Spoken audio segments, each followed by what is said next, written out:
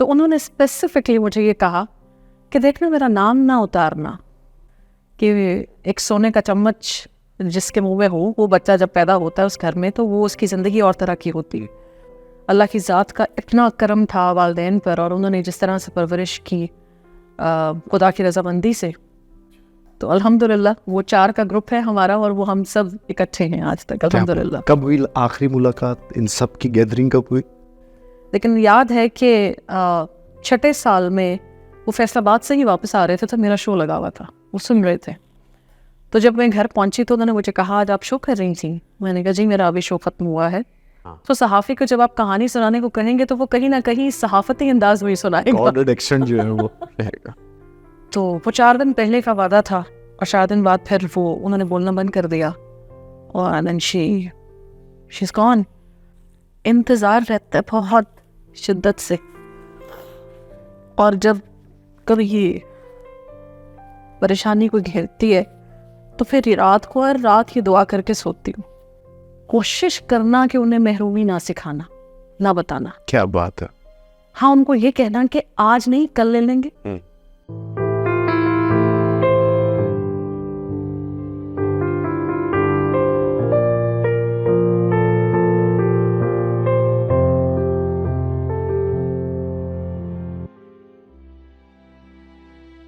हिना अदीब चावदानी, नाम ही बड़ा आर्टिस्टिक सा है आपका। मुलाकात करवाएं, कौन है ये?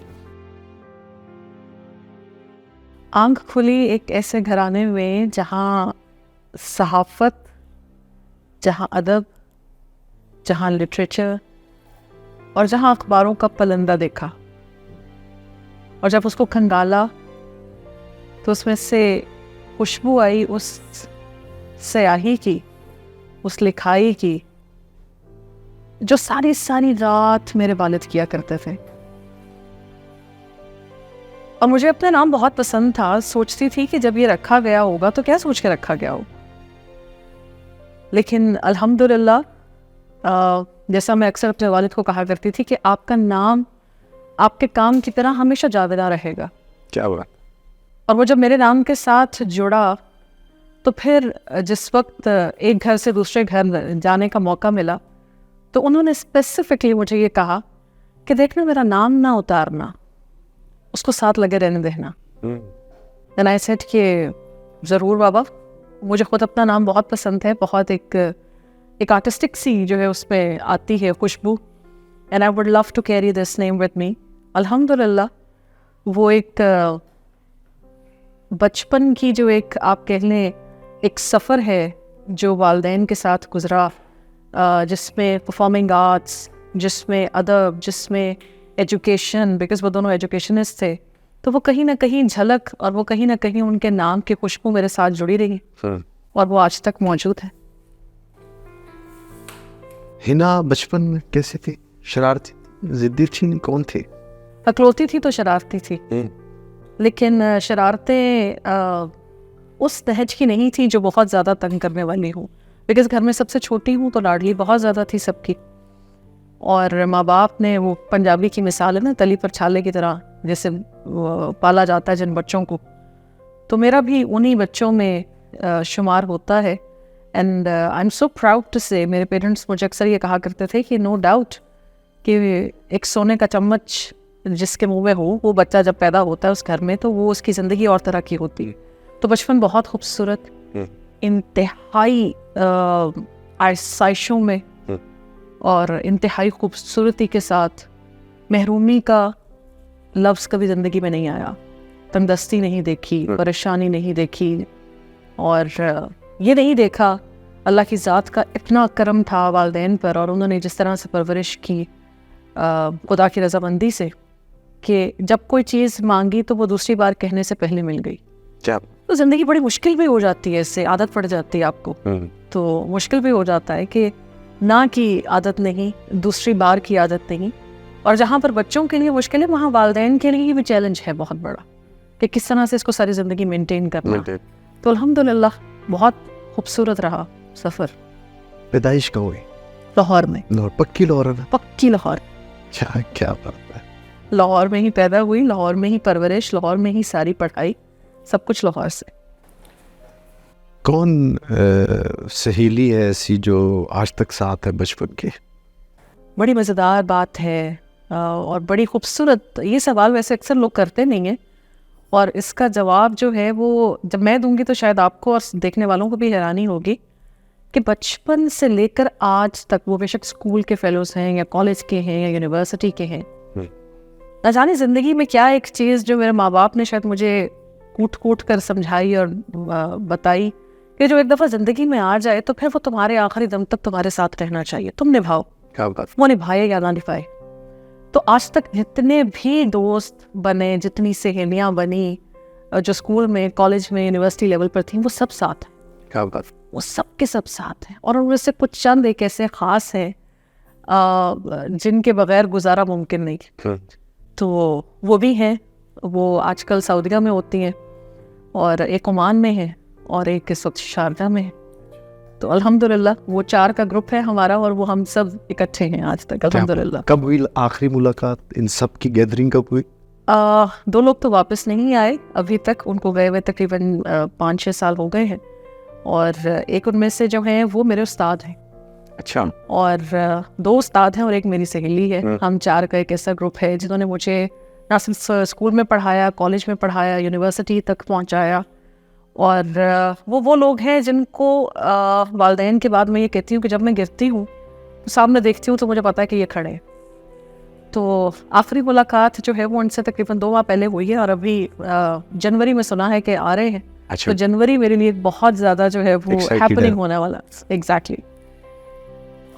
बचपन में एक किरदार माँ बाप में ऐसा होता है जो आपको डिफेंड करता है, आपकी शरारत हो या आपसे कोई गलती हो गई है, वो कौन था? हाँ, वो मेरी वालदा। हमेशा इतना सपोर्ट, जो कहा मैंने, जो शरारत की मैंने, वो हमेशा ढाल की तरह सामने रही।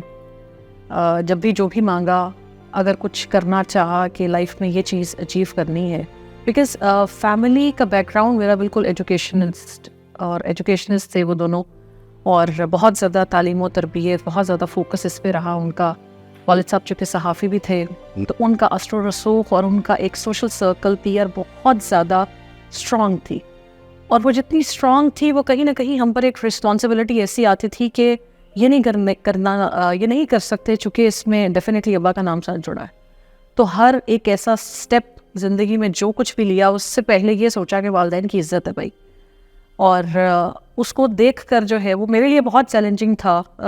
जब मैंने मीडिया ज्वाइन किया, जब मैंने मीडिया स्टडीज़ में एडमिशन लिया और फिर मैंने सोचा कि अच्छा इसको परस्यू करना है, तो उस वक्त वालिद साहब ने कहा कि ठीक है आप पढ़ लें लेकिन ये कि मीडिया ज्वाइन नहीं करना। अच्छा।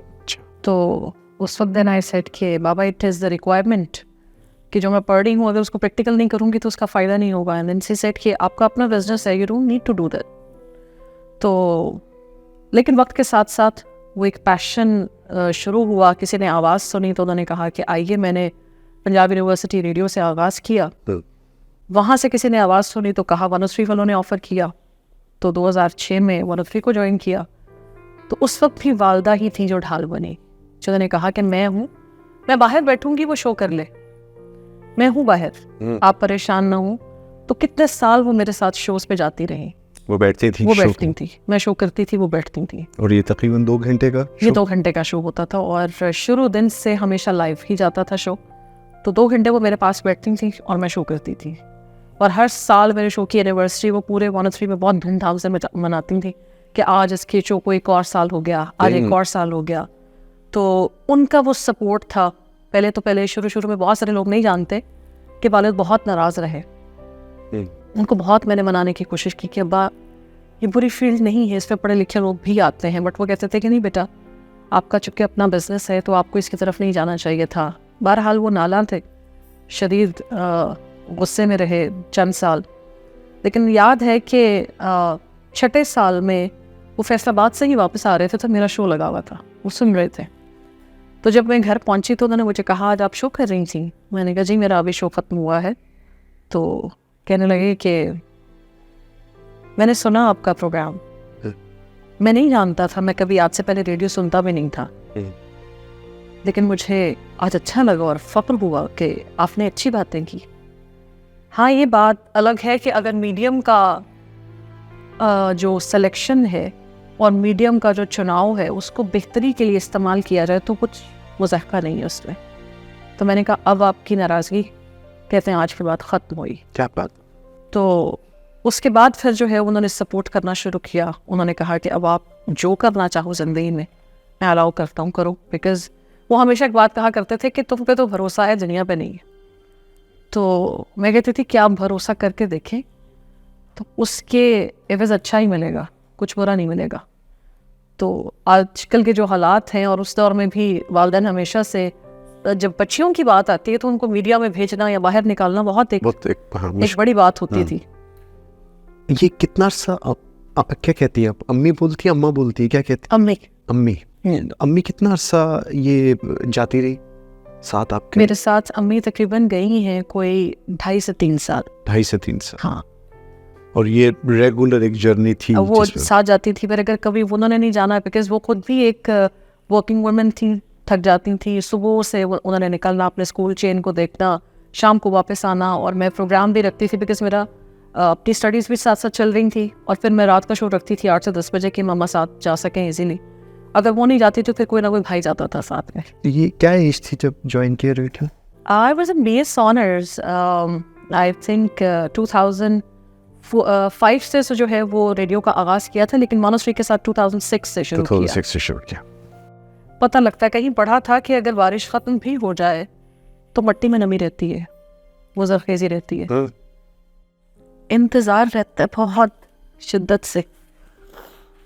और जब कभी तुम्हारे पास कभी पैसे ना हो ना, तो अपने बच्चों को ये ना कहना कि आज पैसे नहीं है,